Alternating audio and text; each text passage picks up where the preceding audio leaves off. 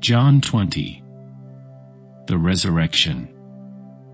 Early on Sunday morning, while it was still dark, Mary Magdalene came to the tomb and found that the stone had been rolled away from the entrance.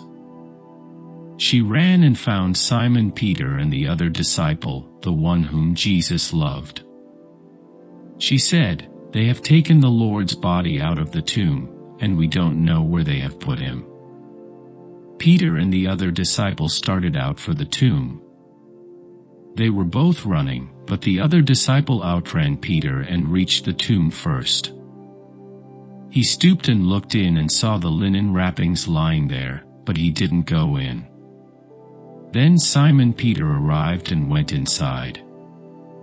He also noticed the linen wrappings lying there, while the cloth that had covered Jesus' head was folded up and lying apart from the other wrappings.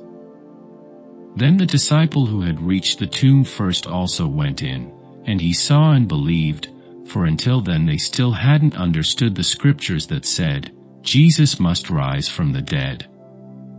Then they went home. Jesus appears to Mary Magdalene.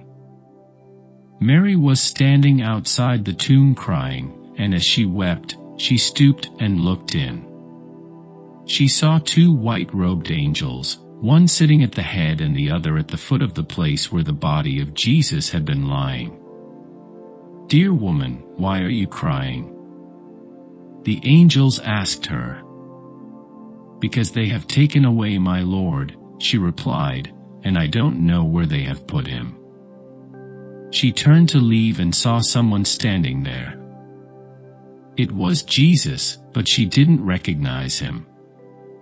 "Dear woman, why are you crying?" Jesus asked her.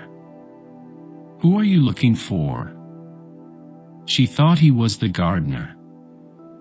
"Sir," she said, "if you have taken him away, tell me where you have put him, and I will go and get him." "Mary," Jesus said. She turned to him and cried out, "Rabboni," which is Hebrew for teacher. "Don't cling to me," Jesus said, "for I haven't yet ascended to the Father. But go find my brothers and tell them, I am ascending to my Father and your Father, to my God and your God." Mary Magdalene found the disciples and told them, "I have seen the Lord." Then she gave them his message. Jesus appears to his disciples. That Sunday evening the disciples were meeting behind locked doors because they were afraid of the Jewish leaders. Suddenly, Jesus was standing there among them. "Peace be with you," he said. As he spoke, he showed them the wounds in his hands and his side. They were filled with joy when they saw the Lord. Again he said, "Peace be with you.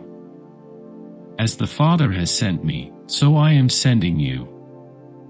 Then he breathed on them and said, "Receive the Holy Spirit. If you forgive anyone's sins, they are forgiven. If you do not forgive them, they are not forgiven." Jesus appears to Thomas. One of the 12 disciples, Thomas, nicknamed the twin, was not with the others when Jesus came. They told him, "We have seen the Lord." But he replied, "I won't believe it unless I see the nail wounds in his hands, put my fingers into them, and place my hand into the wound in his side." 8 days later the disciples were together again, and this time Thomas was with them. The doors were locked, but suddenly, as before, Jesus was standing among them.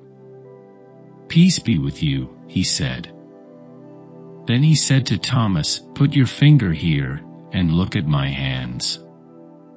Put your hand into the wound in my side. Don't be faithless any longer. Believe." "My Lord and my God," Thomas exclaimed. Then Jesus told him, "You believe because you have seen me. Blessed are those who believe without seeing me." Purpose of the book. The disciples saw Jesus do many other miraculous signs in addition to the ones recorded in this book. But these are written so that you may continue to believe that Jesus is the Messiah, the Son of God, and that by believing in him you will have life by the power of his name.